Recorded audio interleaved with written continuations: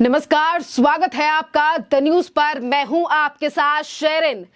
पश्चिम बंगाल में ममता बनर्जी को लोकसभा चुनाव से पहले लग सकता है बड़ा झटका। टीएमसी में लगातार आ रही है अंदरूनी कलह सामने। विधायक लगातार सरकार और पार्टी पर जमकर बोल रहे हैं निशाना। तो वहीं दूसरी तरफ आपके लिए बता दें कि जहां विधायक जो नाराज है अंदरूनी कलह की वजह से, जो एक तरफ ममता बनर्जी के ऊपर भी हमला बोल रहे हैं, तो वहीं दूसरी तरफ अपनी सरकार पर भी जो है वो सवाल उठाए जा रहे हैं। और इन्हीं तमाम चीजों को लेकर जो है वो बीजेपी के अध्यक्ष यानी कि पश्चिम बंगाल में सुकांता मजूमदार जो बीजेपी के अध्यक्ष हैं, उन्होंने एक बड़ा दावा कर दिया है और उन्होंने कहा है कि जल्द ही टीएमसी के 2 विधायक जो हैं वो भारतीय जनता पार्टी का दामन थाम सकते हैं। यानी कि टीएमसी को छोड़ अब वो भारतीय जनता पार्टी में शामिल हो सकते हैं और इससे कहीं ना कहीं ममता बनर्जी की प्लानिंग और जो तैयारियां लोकसभा चुनाव को लेकर हैं, इन पर पानी फेरने का काम जो है वो ममता बनर्जी के ही विधायक कर सकते हैं। दरअसल आपके लिए बता दें कि जहां एक तरफ ये बड़ा दावा जो है वो सुकांता मजूमदार की तरफ से किया गया है, तो वहीं दूसरी तरफ ममता बनर्जी के लिए बड़ा झटका इसीलिए भी है क्योंकि लोकसभा चुनाव को लेकर ममता बनर्जी पहले ही ऐलान कर चुकी हैं और उन्होंने कहा है इस बार जो है लोकसभा चुनाव में ममता बनर्जी को किसी दूसरी पार्टी की जरूरत नहीं है, ना ही तो वो कांग्रेस के साथ मिलकर चुनाव लड़ेंगी, ना किसी और दूसरी पार्टी का सहारा चाहिए। पर वहीं दूसरी तरफ ममता बनर्जी जिस अपनी पूरी पार्टी और सरकार पर भरोसा कर रही हैं, पर अगर वही विधायक छोड़कर ममता बनर्जी को जो है वो अगर बीजेपी के पाले में जाते हैं तो इससे बड़ा नुकसान जो है वो ममता बनर्जी को इस बार लोकसभा चुनाव में देखने के लिए मिल सकता है। इसी के साथ आपके लिए बता दें कि एक तरफ देखिए टीएमसी के जो विधायक हैं वो शामिल हो सकते हैं बीजेपी में, और वहीं दूसरी तरफ जो विशेषज्ञों की राय सामने आ रही है, जिस तरीके से ग्राफ हमने भी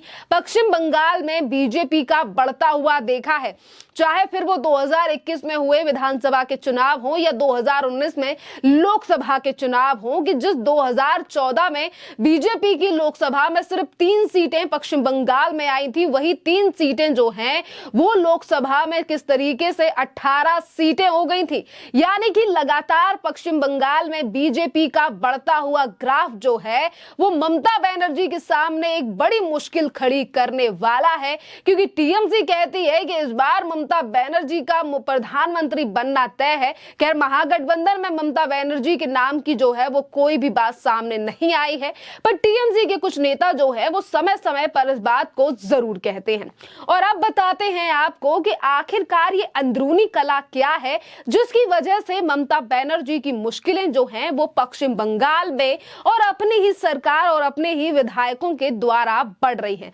दरअसल नए साल के दिन के बाद से ही लगातार जो है वो कांग्रेस में जो है वो अंदरूनी कलह जो है वो पैदा हुई, जिसके बाद वो अंदरूनी कलह जो है वो बढ़ती हुई नजर आ रही है। जब पार्टी के एक विधायक ने भ्रष्टाचार के मुद्दे पर टीएमसी के नेतृत्व और मुख्यमंत्री ममता बनर्जी पर हमला बोला। जी हां, हुगली जिले के बालागढ़ विधानसभा क्षेत्र से तृणमूल के विधायक जो है वो मनोरंजन व्यापारी ने जो है कल यानी कि सोशल मीडिया के माध्यम पर पोस्ट लिखकर जो है वो अपनी ही पार्टी को लेकर सवाल उठाया था और उन्होंने लिखा था कि क्या पार्टी के भीतर चोरों के अलावा कोई नहीं है। टीएमसी के विधायक ने और क्या कहा इस पर भी हम आपको बताते हैं। देखिए, मनोरंजन व्यापारी जो कि हुगली से टीएमसी के विधायक हैं, उन्होंने एक तरफ जो है वो ये कहा कि पार्टी में जो है वो चोर के अलावा कोई और नहीं है क्या। इसी के साथ उन्होंने अपनी ही सरकार से सवाल किया और कहा कि रेत और नशीले पदार्थ का माफिया मुझ पर चोरी, हत्या, बलात्कार का आरोप लगा रहा है।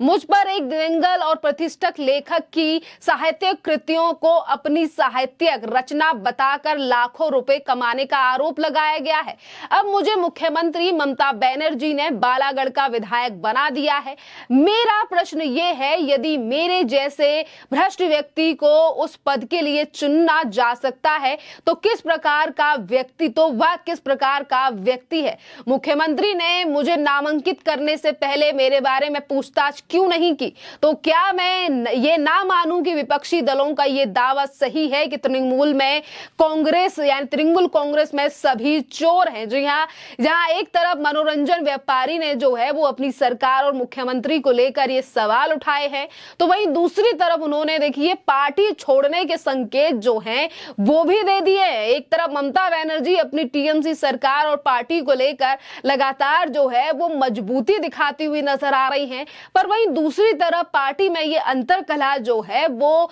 पार्टी और मुख्यमंत्री के लिए नई समस्या जो है वो पैदा कर रही है। जी हाँ, जैसा कि मैंने कहा कि पार्टी छोड़ने के संकेत जो हैं वो मनोरंजन व्यापारी ने दिए हैं। दरअसल उन्होंने सोशल मीडिया पर पोस्ट करते हुए ये तक कहा कि उन्होंने पार्टी छोड़ने के संकेत देने के साथ और मीडिया कर्मियों से अपील की कि अगले कुछ दिनों तक उनके पोस्ट पर जो है वो मीडिया जो है वो कड़ी नजर रखे जब कदम की घोषणा करेंगे। मनोरंजन व्यापारी ने किसी का नाम लिए बिना ही एक स्थानीय महिला तृणमूल कांग्रेस के नेता पर 2017 में अनैतिक तरीके से जिले के एक स्कूल में नौकरी पाने एक भी दिन स्कूल गए बिना इतने सालों तक वेतन लेने का आरोप लगाया था और मैं लोगों के साथ सड़कों पर उतरूंगा। देखिए, अपने ही सरकार के खिलाफ एमएलए जो हैं वो किस तरीके से रूखा व्यवहार कर रहे हैं, सरकार को लेकर सवाल उठा रहे हैं। मनोरंजन व्यापारी ने यह भी कहा था कि वह ऐसी अनियमितताओं के विवरण के साथ कलकत्ता उच्च न्यायालय के न्यायमूर्ति अभिजीत गंगोपाध्याय की पीठ से संपर्क करेंगे। उन्होंने कहा, लोकतंत्र से अधिक शक्तिशाली कुछ भी नहीं है और मैं लोगों के साथ सड़क पर उतरूंगा और मैं इसे अंत तक देखूंगा। देखिए, अपनी पार्टी और भ्रष्टाचारों को लेकर अगर पार्टी का ही कोई नेता अगर उस पूरे मामले को लेकर कोर्ट ले जाने की बात कर रहा है तो ये अपने आप पर ही सरकार को जो है वो सोचना चाहिए कि किस तरीके से उनके ही नेता जो हैं वो अब उनके भ्रष्टाचारों से त्रस्त हो गए हैं। अगर हम भ्रष्टाचार की भी बात करें तो पिछले कुछ सालों में पश्चिम बंगाल से ऐसे कुछ भ्रष्टाचार निकलकर सामने आए हैं जिसकी वजह से टीएमसी सरकार पर कई सवाल जो हैं वो उठने लाजमी हैं, चाहे फिर वो एसएससी का घोटाला हो, कोयला घोटाला हो या फिर इसके अलावा तमाम ऐसे बड़े घोटाले या फिर पशु तस्करी का मामला। जी हाँ, जिसमें ममता बनर्जी के विधायक की गिरफ्तारी भी हो चुकी है और ममता बनर्जी की ही सरकार में शिक्षा मंत्री रहे जो नेता हैं उनकी भी गिरफ्तारी हो चुकी है, जिस पर ममता बनर्जी ने अभी तक जो है वो सिर्फ और सिर्फ केंद्र सरकार को ही जिम्मेदार ठहराया है और बताया है कि किस तरीके से केंद्र सरकार जो है वो उनकी पार्टी को निशाना बना रही है। टीएमसी की बढ़ती ताकत को रोका जा रहा है। जहां एक तरफ ममता बनर्जी की पार्टी और सरकार की मुश्किलें खत्म होने का नाम नहीं ले रही हैं, तो वहीं दूसरी तरफ अब ये जांच की आंच जो है वो ममता बनर्जी के परिवार तक भी आती हुई दिखाई दे रही है। जैसे कि मैंने जिक्र किया कि कोयला घोटाला भी पश्चिम बंगाल में हुआ एक बड़ा घोटाला है जिसमें ममता बनर्जी के भतीजे से लेकर और उनकी भतीजे की जो बहू है यानी कि जो पत्नी है उनसे भी कई बार ईडी और सीबीआई ने जो है वो पूछताछ के लिए उन्हें दिल्ली भी बुलाया है और पश्चिम बंगाल में खुद जो ऑफिस है ईडी का वहां पर भी पूछताछ जो है वो हुई है। खैर, अब देखना अहम रहेगा कि एक तरफ ममता बनर्जी की पार्टी के नेताओं के बीच इस कदर अंदरूनी कला, तो वहीं दूसरी तरफ परिवार की कश्मकश में फंसी हुई ममता बनर्जी जिनके एक के बाद एक बड़े मंत्री जो हैं वो जेल जा रहे हैं या फिर महुआ मोइत्रा जैसी सांसद की जो है वो सदस्यता रद्द हो चुकी है, जिसको लेकर वो 2024 के यानी कि इसी लोकसभा में माइलेज लेने की बात कर रही थी, पर आज वो महुआ मोइत्रा भी जो है वो अपनी सदस्यता खो चुकी है। जिस तरीके से अडानी मामले पर उन पर एक बड़ा खुलासा हुआ था कि किस तरीके से पैसे लेकर जो है वो सवाल पूछे गए। खैर, इस पूरे मामले पर आप लोगों की जो भी राय हो आप हमें कमेंट कर जरूर बताइए। धन्यवाद।